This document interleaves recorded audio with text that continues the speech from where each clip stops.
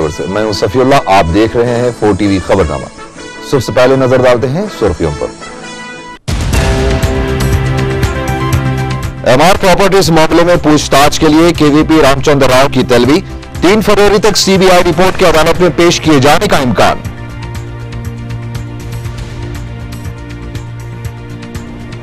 संक्रांति त्योहार के दूसरे दिन भी सड़कें सुनसान और मकानात की छतें आबाद। छतों से गिरकर दर्जनों अफराद जख्मी।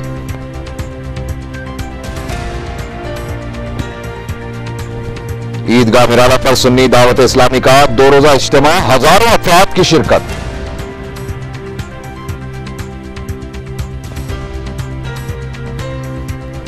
और आसिफ नगर में एक नौजवान का मुश्तबा खत, खून में लिपट लाश मकान से कुछ फासले पर दस्तयाब।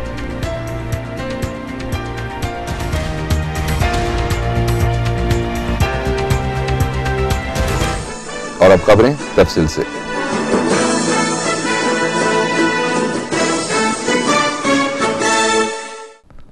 आजामी वाईएसआर के करीबी साथी केवीपी रामचंद्र राव को भी सीबीआई ने पूछताछ के लिए तलब किया है। सीबीआई ने उन्हें एक नोटिस देते हुए 16 जनवरी को दिलकुशा गेस्ट हाउस तलब किया है, जहां उनसे एमआर और एपीआईआईसी मामलात पर पूछताछ की जाएगी। इम्कान है कि सीबीआई 3 फरवरी तक अपनी रिपोर्ट अदालत में दाखिल कर देगी। रियासती हुकूमत ने गिरानी अलाउंस में इजाफे को लेकर सरकारी मुलाजिमीन के साथ मजाक किया है। गुज़िश्ता माह चीफ मिनिस्टर के दफ्तर से जारी की गई इत्तला में बताया गया था कि नए साल और संक्रांति के मौके पर सरकारी मुलाजिमीन को इजाफी गिरानी अलाउंस जारी किया जाएगा। नए साल का मौका भी गया और अब संक्रांति त्योहार भी खत्म हो गया, लेकिन इजाफा करदा गिरानी अलाउंस की अदायगी नहीं हुई। महकमा फिनांस के बास ओहदेदारों का कहना है कि अब सरकारी मुलाजिमीन को इसके लिए आइंदा मालियाती साल तक इंतजार करना पड़ेगा। इम्कान है कि स्पीकर एन मनोहर जगन के हामी अरकान असेंबली के खिलाफ 21 जनवरी के बाद फैसला लेंगे। इन अरकान असेंबली को एक नोटिस रवाना की गई है, जिनको 18 और 21 जनवरी के दरमियान अपनी सफाई पेश करने की हिदायत दी गई है। लेकिन ये अरकान जिस तरह स्पीकर और वजीर आला के खिलाफ बयानबाजी कर रहे हैं, ऐसा लगता है कि वो तादीबी कार्रवाई का सामना करना चाहते हैं और कोई सफाई पेश नहीं करेंगे। दूसरी तरफ कोंडा सरेका के शौहर के मुरली ने कहा है कि मजालिस मुकामी के इंतखाबात का मरहला खत्म होने तक उनके खिलाफ कोई कार्रवाई नहीं की जा सकती।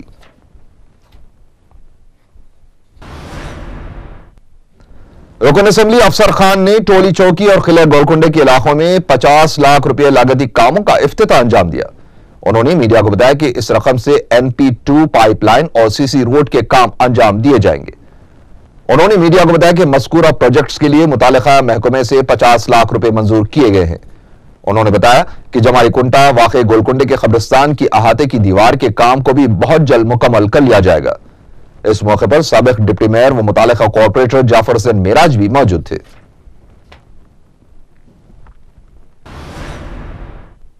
इंदिरा पार्क पर वाक़े धरना स्टेज पर असातिज़ा की हड़ताल 4थे दिन में दाखिल हो गई है। SC/ST जुमरे की जायदादों पर तक़र्रुरात के लिए एहतजाज जारी है, जिसमें माजूर असातिज़ा भी शिरकत कर रहे हैं। एहतजाजियों ने हुकूमत की बेहिसी पर सख्त एतराज किया और एहतजाज में शिद्दत पैदा करने का ऐलान किया है। हैदराबाद के लोकल है और यहाँ पर कई अजला से आए हुए भी उम्मीदवार बैठे हुए हैं, जिनमें निज़ामाबाद, मेदक, आदिलाबाद वगैरह शामिल है।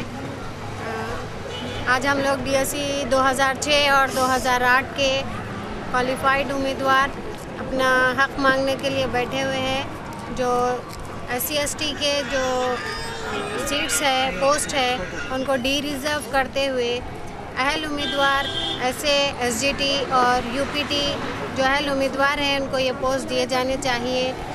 हम जो हुकूमत से ये मुतालबा कर रहे हैं कि हमारा हक हमको दिया जाना चाहिए। ओवैसीपुरे में मेयर हैदराबाद मोहम्मद माजिद हुसैन के लिए एक तहनीती तकरीब मुनक़िद हुई। इस मौके पर मोहम्मद माजिद हुसैन ने ज़ईफ़ों में सीनियर सिटीजन कार्ड्स तकसीम किए।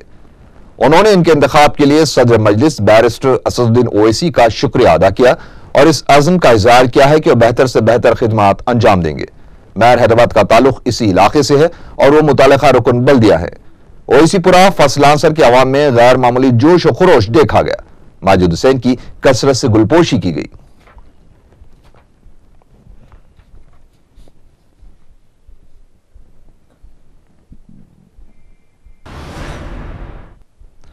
शहर में इन दिनों सर्दी की शदीद लहर चल रही है। इतला है कि एक शख्स सर्दी से ठिठर कर फौत हो गया है। महकमे मौसमियात के बमूजिब जुमा को कम से कम दर्जे हरारत 12 डिग्री रिकॉर्ड किया गया था, लेकिन हफ्ते की रात यह मजीद गिरकर 11.3 तक पहुंच गया। मौसमियात के महकमे को अंदेशा है कि आइंदा 2 दिनों में दर्जे हरारत 10 के नीचे भी आ सकता है। गुज़िश्ता साल 6 जनवरी हैदराबाद में इस साल का सबसे सर्द तरीन दिन था, जबकि दर्जा हरारत 8.3 डिग्री हो गया था। इस साल सर्दी 9 से नीचे अब तक नहीं आई है। संक्रांति त्योहार के दूसरे दिन भी शहर में पतंगबाजी उरूज पर देखी गई। इतवार होने की वजह से भी आसमान पर गैर मामूली तादाद में पतंगें उड़ती दिखाई दी। बच्चे, बड़े, बूढ़े सभी इस रिवायती त्योहार में हिस्सा ले रहे थे। पीपल्स प्लाजा और दीगर कई मुकामात पर दिलचस्प मुकाबले देखने में आए। मकानात की छतों और खुले मैदानों में मर्द हजरात के अलावा खवातीन को भी सरगर्म देखा गया।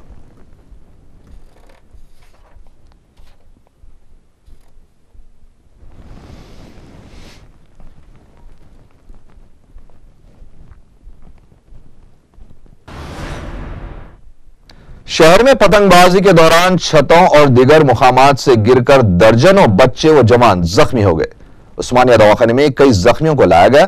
त्योहारों के दौरान एहतियात और खुद पर कंट्रोल जरूरी है। त्योहार और ईद खुशियों का नाम है। अफराद खानदान, रिश्तेदार और दोस्त अहबाब के साथ अच्छा वक्त गुजारना और गरीबों की मदद करना असल खुशी और ईद है। लेकिन अक्सर त्योहारों के मौके पर देखा यह जा रहा है कि नौजवान बेखाबो होकर खुशियां मनाने के बजाय अपने चाहने वालों को गम और सदमे से निढाल कर रहे हैं। हर साल जरा संजीदगी से जायजा लिया जाए तो पता चलेगा कि मुख्तलिफ त्योहारों के मौकों पर सैकड़ों नौजवान मामूली वजूहात पर अपनी कीमती जानें जाया कर देते हैं। जारिया माह भी नए साल की आमद का जश्न मनाने के बाद नशे की हालत में घर लौटने वाले 5 नौजवान हादसे का शिकार हुए। इनमें 4 बरसरे मौका हलाक हो गए। ना जाने एक कैसा जश्न था। इसके अलावा दीपावली के मौके पर झुलसकर दर्जनों फौत होते हैं। गणेश के मौके पर विसर्जन करने के दौरान डूबकर कई कीमती जानें जाया होती हैं। फौत होने वाले ये नहीं जानते कि अपने पीछे जिन्हें छोड़ जा रहे हैं वो हर साल खुशी के मौके पर उन्हें याद करके आंसू बहाते होंगे।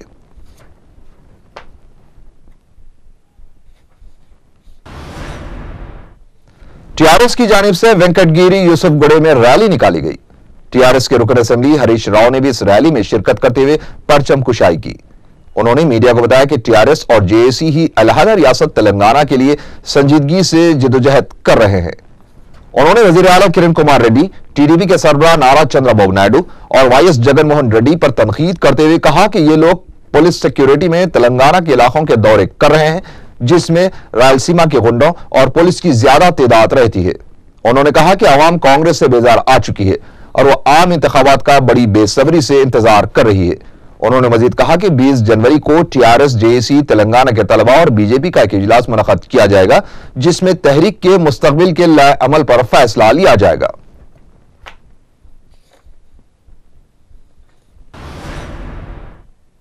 शिया बरादरी ने अरबैन के मौके पर मातमी जुलूस निकाला।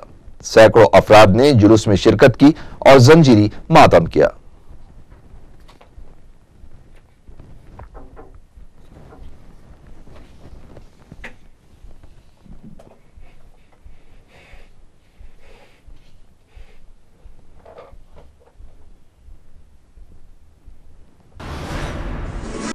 सुन्नी दावत इस्लामी का 2 रोजा तरबियत इज्तिमा ईदगाह मीरालम पर मुनक़िद हुआ। हजारों फर्जंदान तौहीद ने इस रूह परवर इज्तिमा में शिरकत की और मुकामी व बैरून रियासत से आए हुए उलमा किराम के बयानात से मुस्तफीद हुए। हैदराबाद के अलावा अजला और पड़ोसी रियासतों से भी कसीर तादाद में मुसलमान जलसे गाह मौजूद थे। मौलाना क़मरुज़्ज़मा खान आज़मी इस इज्तिमा के मेहमान खुसूसी थे। तक़ारीर में उलमा किराम ने मुसलमानों को बतौर ख़ास ईमान की तक़वियत और अस्व हुस्ना इख्तियार करने की तलक़ीन की।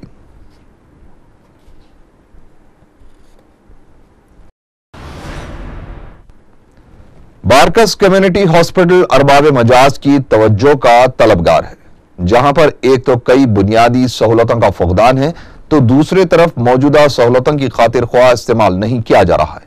पेश है एक रिपोर्ट।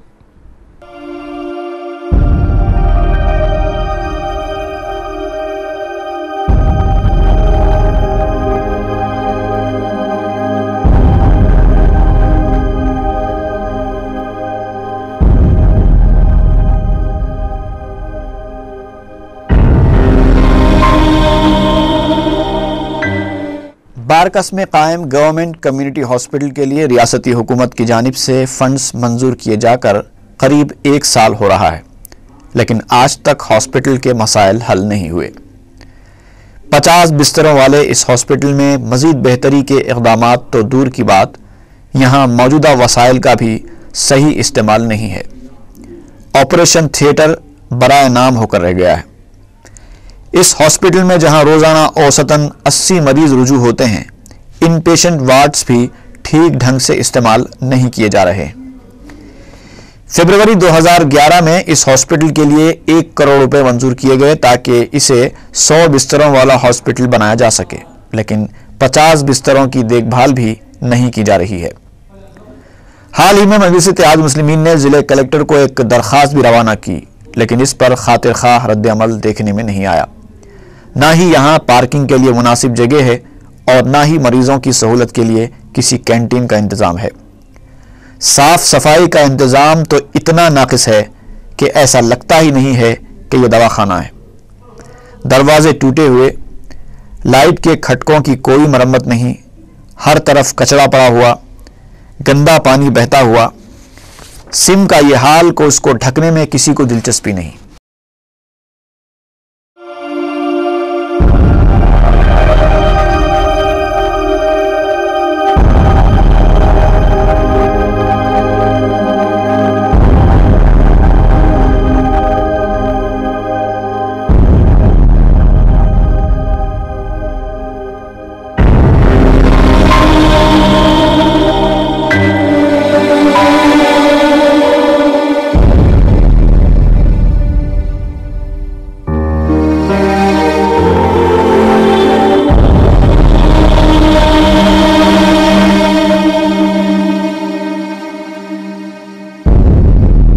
हॉस्पिटल के सुपरिंटेंडेंट डॉक्टर वेंकट रमना का कहना है कि इसके लिए मजीद फंड्स की जरूरत है, लेकिन वो ये नहीं बताना चाहते कि आखिर इस हालत-ए-ज़ार का जिम्मेदार कौन है।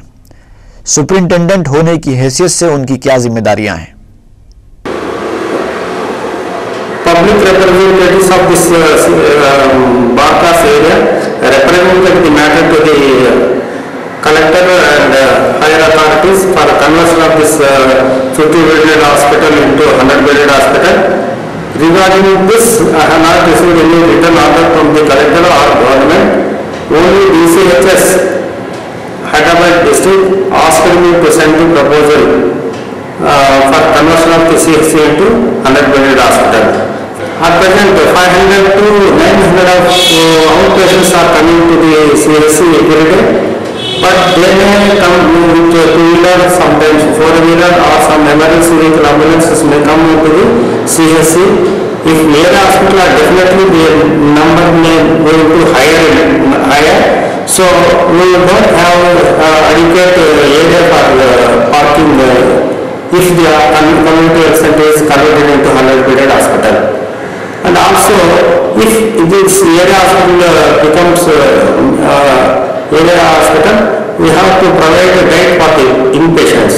So we have to provide canteen also for that inpatient food cooking. At present, we don't have any program to provide canteen in this area. Already it is inadequate, and at present it is already in congested state. Hospital से रुजू होने वाले मरीजों और उनके तीमारदारों को hospital इंतजामिया से कई शिकायतें हैं। बच्चे बहुत बुखार है, कोई यहाँ पर देखने वाला नहीं है, हम लोग बहुत परेशान हो रहे हैं। बच्चा सब लोग ढूंढ रहे हैं डॉक्टर को, कोई डॉक्टर्स नहीं मिला। आते हैं कोई डॉक्टर्स नहीं, जो खाली ग्लो को चढ़ा है, बच्चा बहुत घास रहा है, पेट में दर्द के लिए होता रहता है मेरा भाई। इमरजेंसी 24 घंटे बोलते हैं, हमारे घंटे को 12 बजे डॉक्टर सब चले जाते हैं, उसके बाद तो देते नहीं, तो इमरजेंसी 24 घंटे के लिए जो है नीचे से ऊपर करा रही हूँ, बोल रहे नहीं कि किधर है डॉक्टर, अभी नीचे देखते गई मैं नीचे नहीं, वही जब फिर ऊपर जाके बोले तो नीचे ही देखो माँ बोले। बहरहाल गफलत, लापरवाही और बेहिसी की ये मिसालें देखकर हर किसी को पता चल जाता है कि ये सरकारी दवाखाना है और यहाँ कोई जवाबदेह नहीं है। अगर हर सरकारी दवाखाने का यही हाल रहा तो आवाम का इन दवाखानों पर से एतमाद पूरी तरह उठ जाएगा।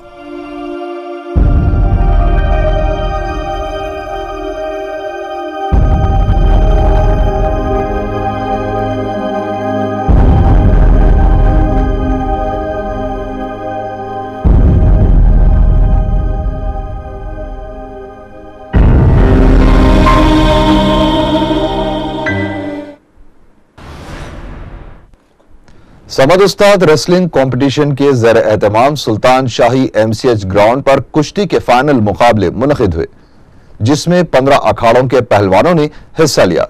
फाइनल मुकाबलों में एहतशाम और मोहम्मद अब्दुल खादिर ने कामयाबी हासिल की। अरकान बल्दिया मोहम्मद वजाहत अली खान व मुकरम अली इनामात तकसीम किए।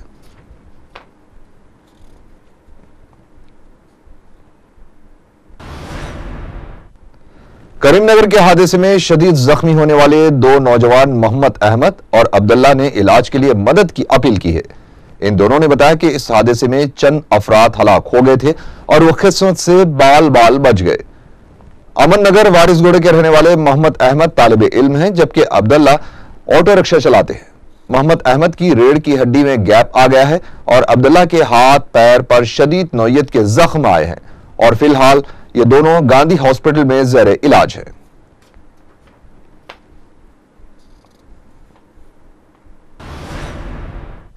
किशन नगर वाक़े आसिफ नगर में एक नौजवान के कत्ल की वारदात पेश आई है। 20 साला संतोष कुमार की लाश इतवार की सुबह उसके मकान से कुछ फासले पर दस्तयाब हुई, जो खून में लुत्पुत थी। पुलिस ने मुकामी अफराद की मदद से लाश को मुर्दाखाना मुंतकिल किया और मजीद तहकीकात कर रही है।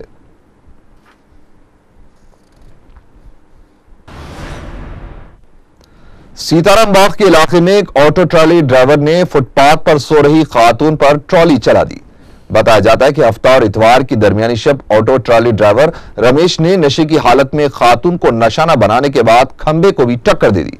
मुकामी अफराद ने ड्राइवर को पकड़कर हबीबनगर पुलिस के हवाले कर दिया, जबकि जख्मी खातून को दवाखाना मुंतकिल कर दिया गया है।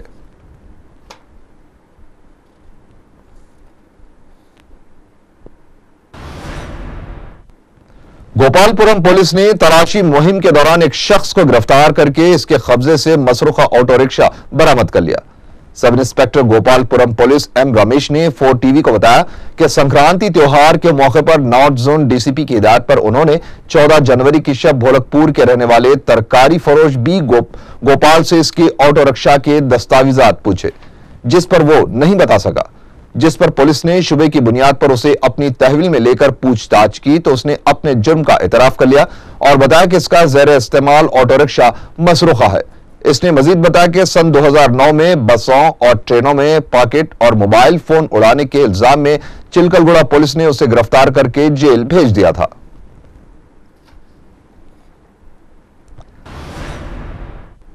मलेगा कॉलोनी के 6वें वेंचर का 22 जनवरी को इफ्तिताह होगा। रुकन असेंबली याकुतपुरा मुमताज अहमद खान और रुकन असेंबली चारमीनार सैयद अहमद पाशा खादरी मेहमानान खुसूसी की हैसियत से शिरकत करेंगे।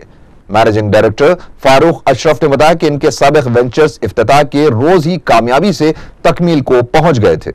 5वें वेंचर में भी अल्लाह पाक ने हमको जो कामयाबी अता की है, वैसे ही हम 6ठे वेंचर की भी जो है कामयाबी की तवक्को रखते हैं और ये 6ठे वेंचर की जो है ओपनिंग की जो तारीख होगी 22 जनवरी को है और मलेका फर्नीचर से मलेका कॉलोनी तक जाने के लिए आपको सहूलत रहेगी गाड़ियों की। और जो है ना इसी इनाग्रेशन जो है जनाब मुमताज़ अहमद खान साहब के हाथों होगा और मेहमान खुसूसी जनाब अहमद पाशा खादी रहेंगे और मज़ीद ये कस्टमरों के इसरार पर 6ठा वेंचर ओपन किया जा रहा है। आखिर में सुर्खियां एक बार फिर। एमआर प्रॉपर्टीज मामले में पूछताछ के लिए केवीपी रामचंद्र राव की तलबी। 3 फरवरी तक सीबीआई रिपोर्ट की अदालत में पेश किए जाने का इम्कान।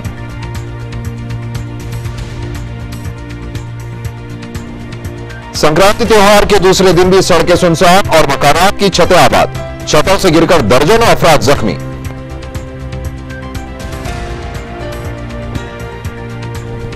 ईदगाह मिराला पर सुन्नी दावत इस्लामी का 2 रोजा इज्तिमा, हजारों अफराद की शिरकत।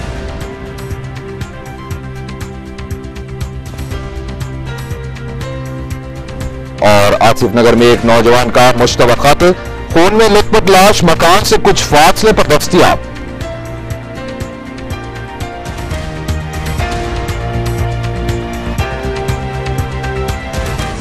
इसी के साथ ही 4 टीवी खबरनामा यहीं खत्म हुआ। अल्लाह हाफिज।